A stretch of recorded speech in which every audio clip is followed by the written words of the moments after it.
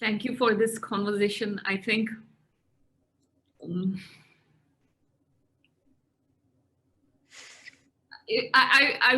for this character, I don't think I would be able to,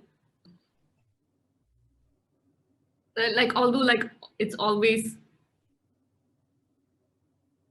lost when you try to put it in words, but for me especially, it's even more difficult to, like, I make so many mistakes while talking about it. But that is also this. It's an impossibility to put this into words, literally. Because again, words are born out of time and space, are born out of comparisons, are born out of a gap, an apparent gap. And this love has no gap for there to be a comparison. It's the one thing that can't be compared, can't be languaged, can't be written.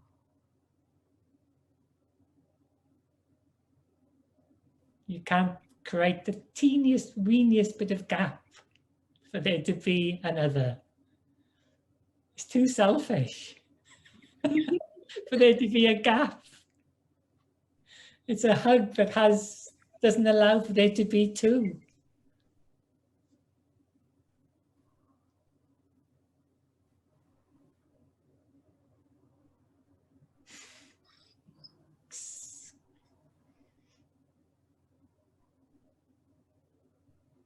There's no practical use to this, but this is the best thing. It's so weird. It is, it's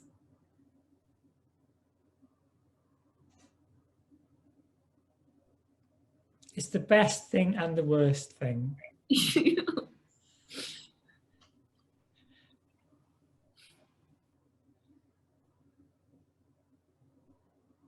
Again, it's everything. And everything in which no something was ever born. And so there's no gap between those words, everything and no thing. They're both drunken words trying to describe something which can't be acknowledged in the way that we normally use that utility.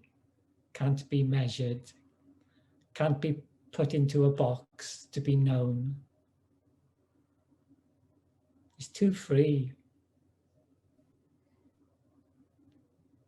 And you are right about how meditation, although it seems like something pleasant and something calming and peaceful to do, it has that quality of trying to enforce something and forcing to be in a certain state. Well, meditation is designed to break. It's a tool designed to break. To break the illusion that there is a separate something.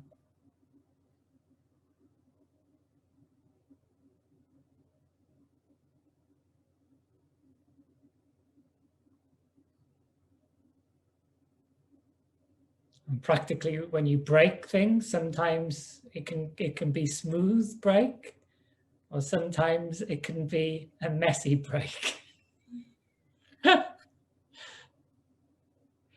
You know, again, over 40 years, there can be just like the utter clean break of a character, of a physiology, waking up in the morning and nothing wakes up.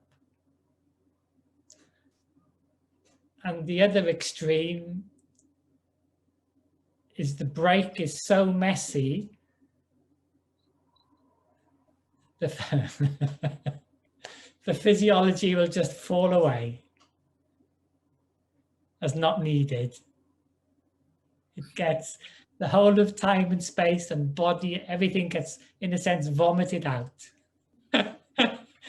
So the body will just die.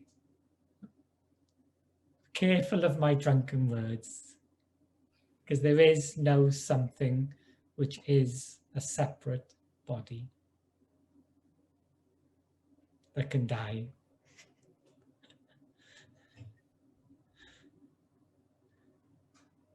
Oh, words are useless.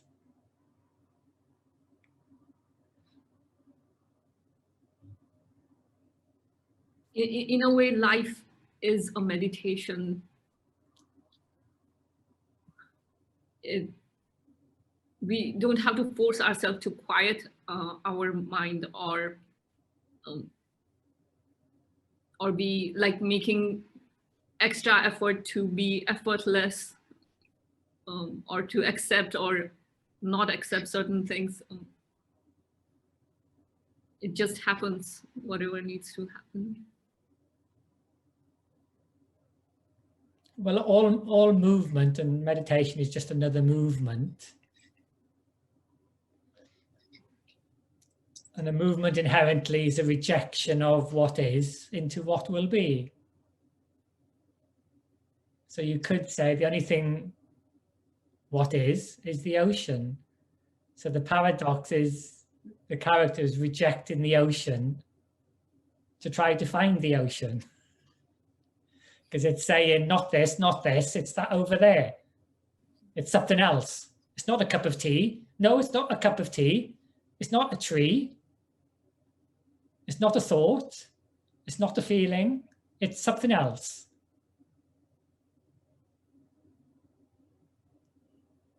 So freedom says, oh, bugger off. I am the thought. I am the tree. I am the cup of tea. And everything loudly sings it, madly. The cup of, this sounds drunken and crazy, but a cup of tea sings it, a thought sings it, a tree, everything sings its own absence in a way.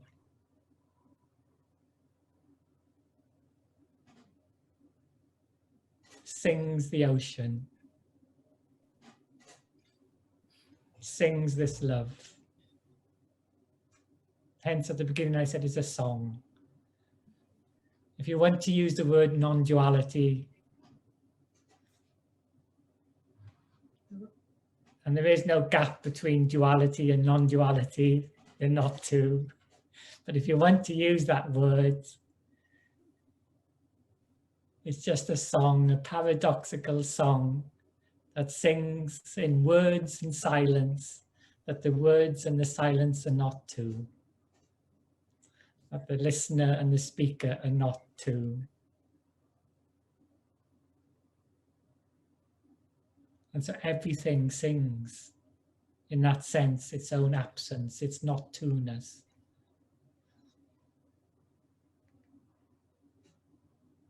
There is no gap for there to be two.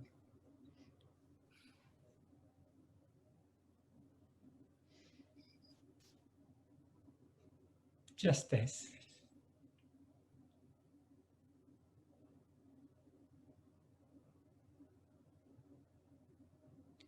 Timelessly, just this. Immaculate. The Immaculate Conception. Appearing as a cup of tea. As a thought. As a hand. As an embrace. As a football, as an apple,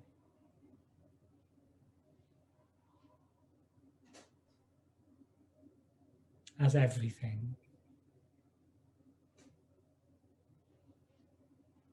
That's quite a lot.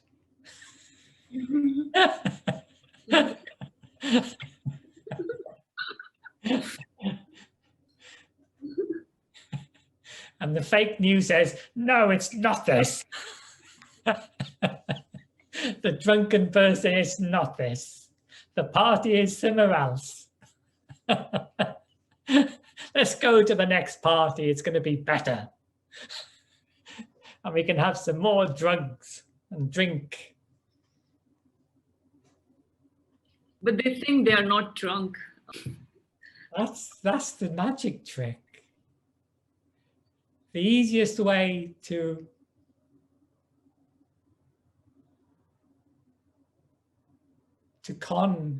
trick, to manipulate an organism is to give it the impression that it has free will.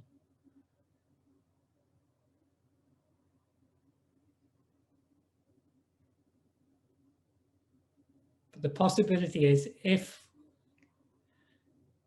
the organism is so stupid that it doesn't know that it's stupid. That would be the criteria of being very stupid, that you don't even know you're stupid. So it's never questioned. It must be something else which is stupid.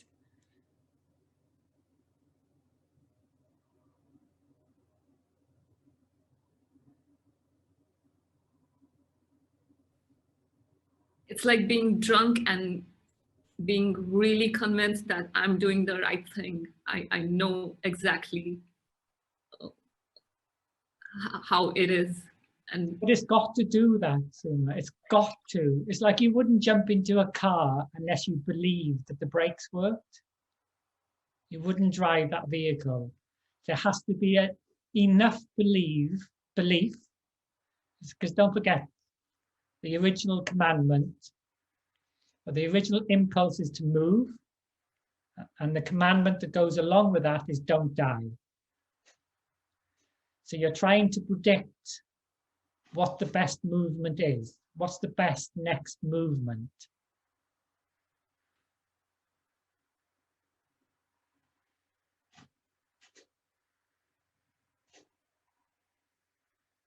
So if you feel that, you can feel how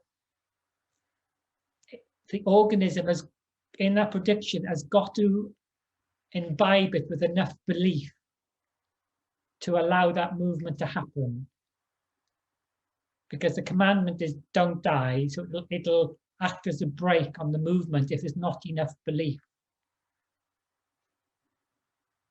So the belief comes as, again, it's in the organism, the original or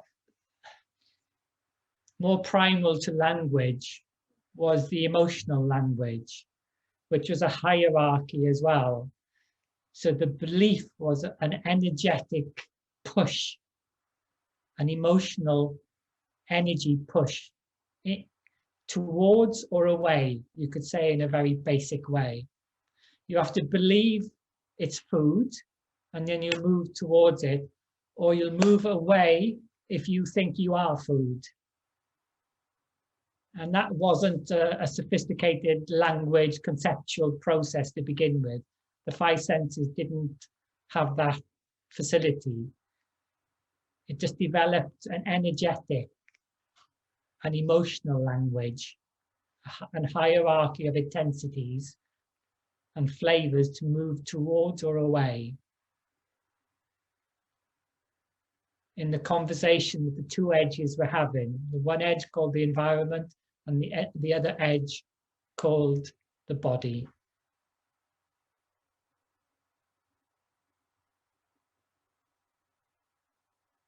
And all knowledge comes out of the conversation between two edges. It doesn't come from any something. It comes out of the conversation, which creates the dynamic that there are two things. And it maintains that out of the comparisons. So knowledge is always a comparison between two edges, two flavors, never of a something. A something has never been known.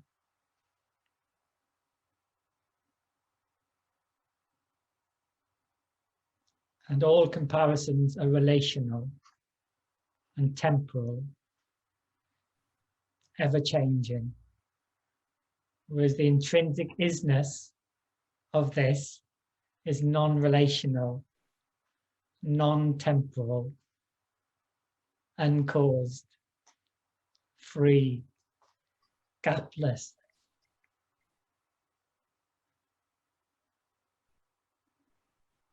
It's kind of like blocks of those fake news create a dramatic, convincing, relative like world that looks. If you look inside the body, you can still find this knowledge. Again, the five senses develop this edge protocol through simplification of the data. So there's an infinite amount of data possible coming in. It can't process, it can't cope. That having an infinite amount of data doesn't have a survival advantage. It needs to minimize the data onto those edges which have most utility, that have most threat, in a sense, for fight and flight. So it narrows down the visual spectrum, the audio spectrum. Every spectrum is narrowed down to its bare minimum to be able to process the data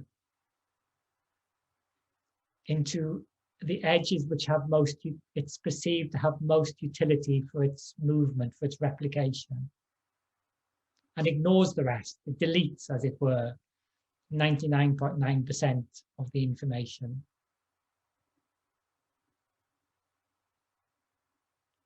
And it maps those edges into patterns and holds those apparent patterns. It does, again, a miraculous job in filling in the blanks and stabilizing the edges into sort of making them into wholes, into some things.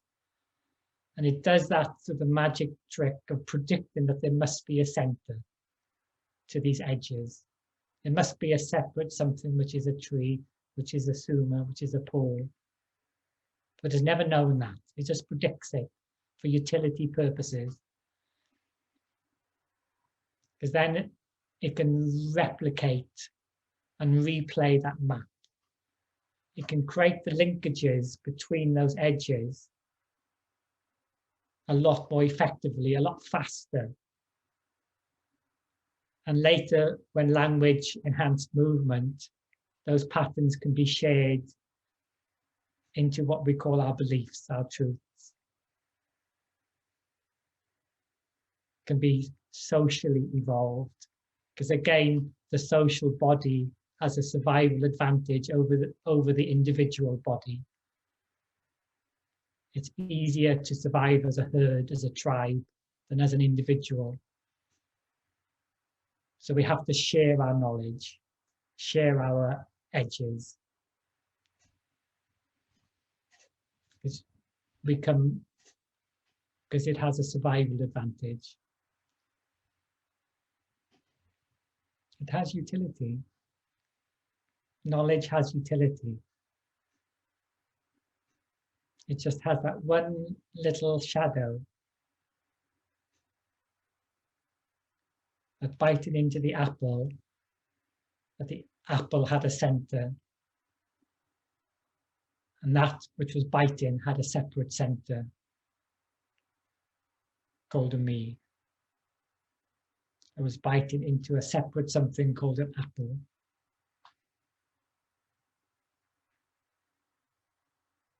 That's the fake news.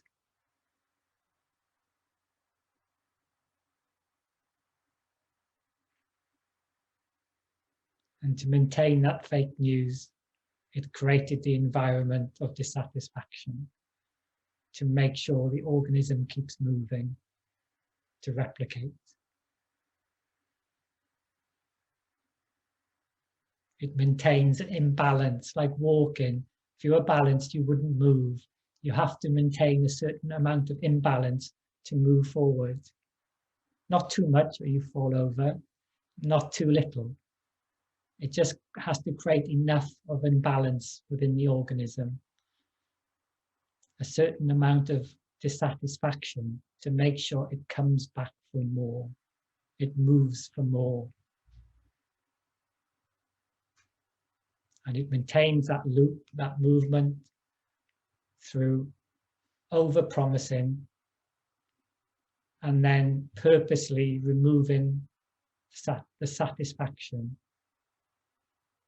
to leave an imbalance, which we call a dissatisfaction within the organism.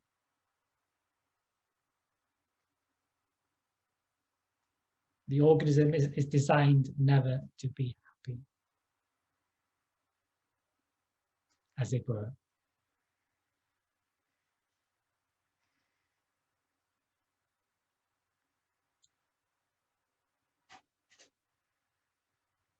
But again, the question, like before, is what happens if there's movement and yet no something, no center, which is a mover?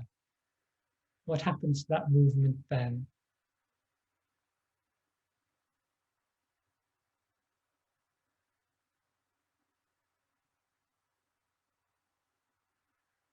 What happens if there's movement but no mover?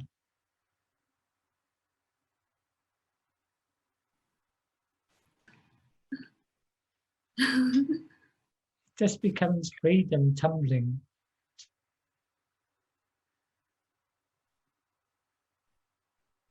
Madly, playfully, crazily, sometimes chaotically, sometimes orderly.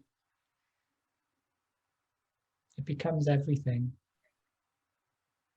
It becomes a gapless play, a love with no other.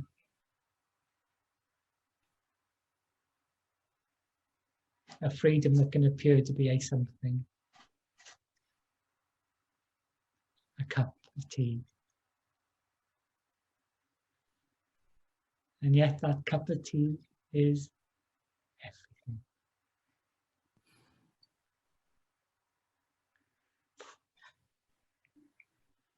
Wonderment. That no thing can appear to be something.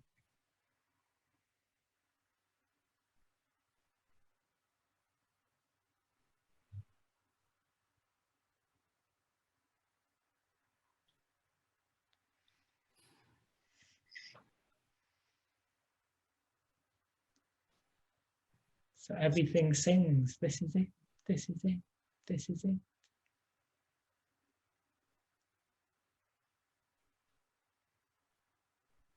So nothing has to go, nothing has to come, because nothing was ever born.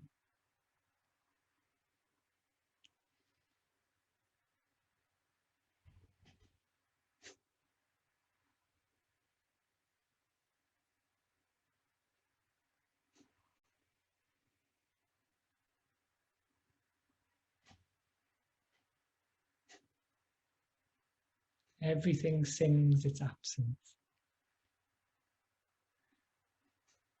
The everything sings the no thing.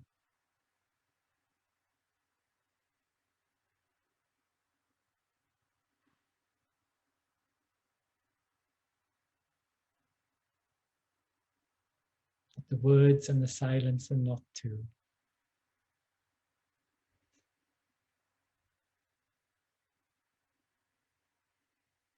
That the question and the response are not two.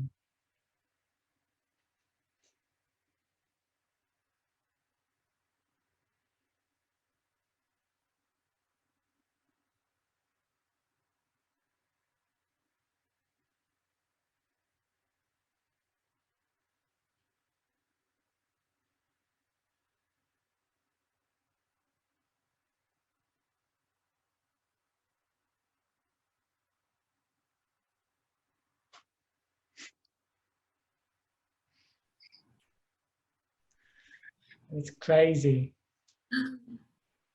Crazily simple.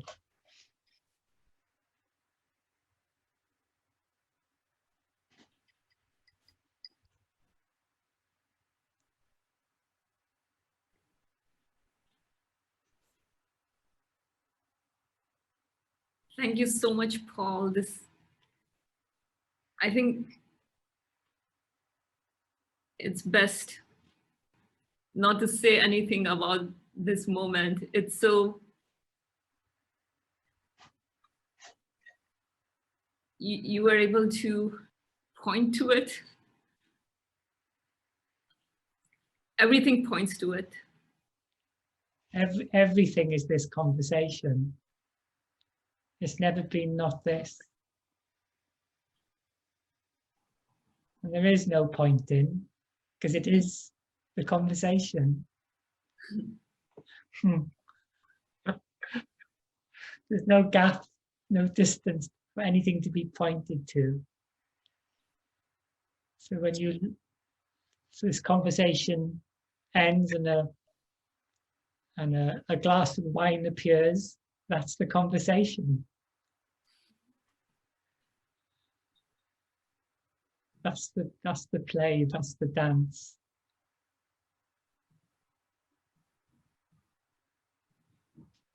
That's the stillness dancing. Walking out of the room, walking downstairs, making a cup of tea. The sounds, the thoughts, the memories, the hand touching the cheek.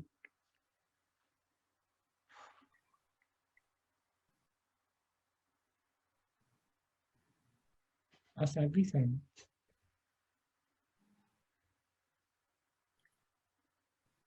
It's just great. It's rare to be able to have a conversation about this because in regular life, it's not. The conversation has to be about something. It's a different drug. Yeah, so it's refreshing to be able to speak to you. It's freedom. Having a conversation with yourself.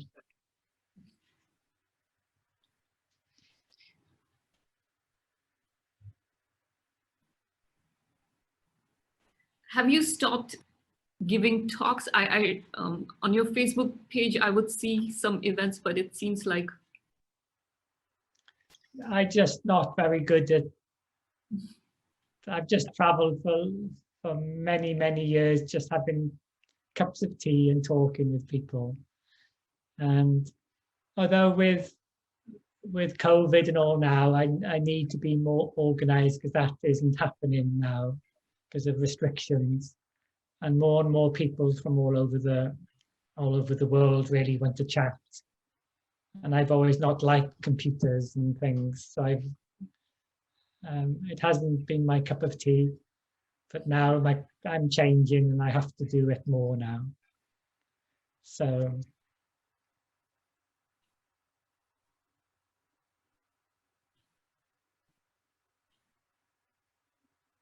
chatting is what will continue. I'm very much a drug addict. I said I fell in love as a teenager, and that love is brand new.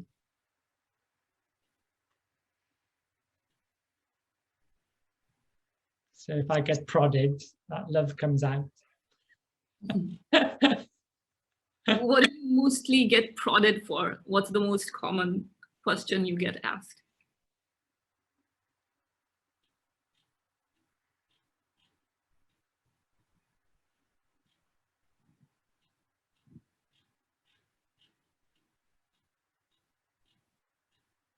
I don't know, because every question is immaculate.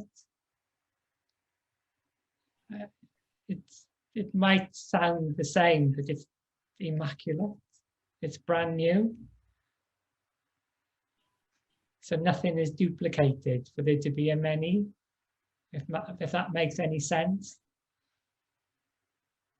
Every question feels brand new.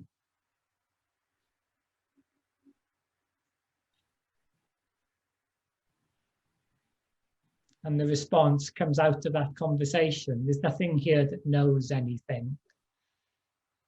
The conversation comes out of the words comes out of the conversation between the edge called Suma and the edge called Paul. There is no Suma that doesn't know and no Paul that knows. There's no gap. So this is immaculate, this conversation. The question has never happened before. Time has never happened.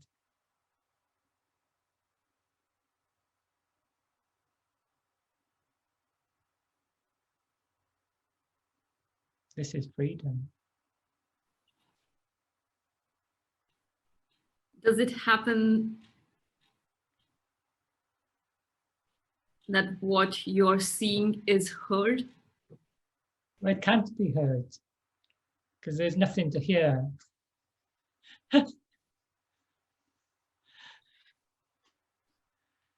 It's already the case.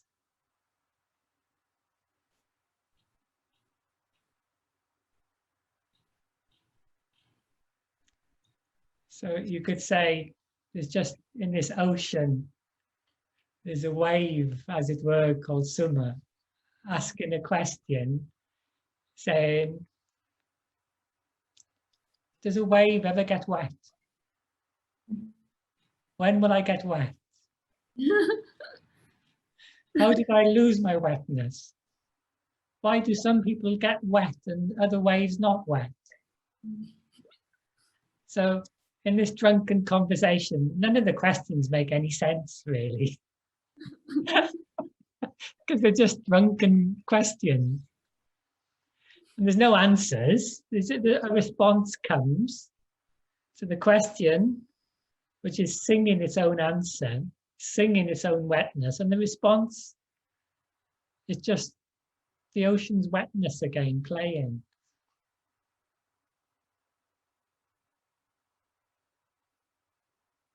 So any question of, can there be one thing more wet than another wave? It's just drunken silliness. And that's what I heard in the monastery, listening to all those bishops and swamis and lamas and arguing over who was the most wet, like different waves. My wetness is better than your wetness.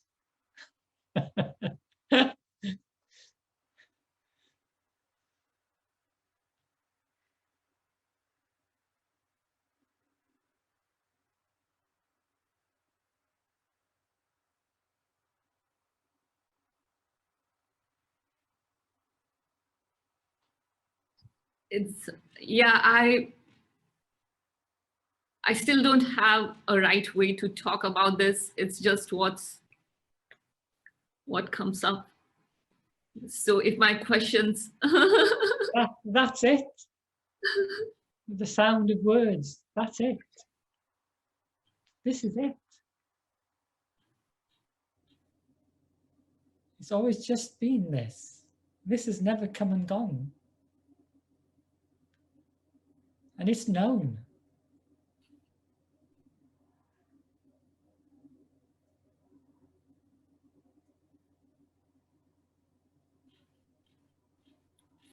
Thank you, and really appreciate this.